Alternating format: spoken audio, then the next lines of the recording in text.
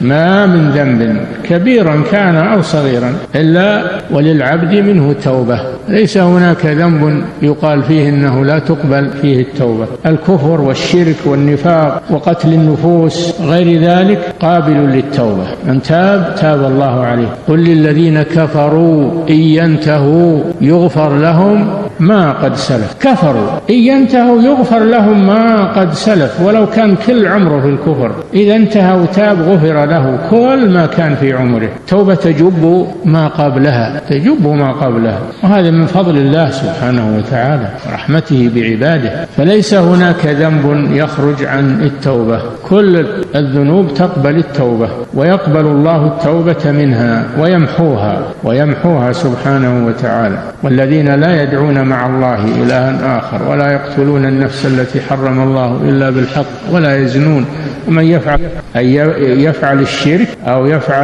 أو يفعل الزنا أو الردة إذا تاب الله عليه. الذين أو يقتلون النفوس إذا تابوا تاب الله عليهم، إلا من تاب وآمن وعمل عملا صالحا فأولئك يبدل الله سيئاتهم حسنات وكان الله غفورا رحيما. فلا يقال إن التوبة متعذرة في بعض الذنوب،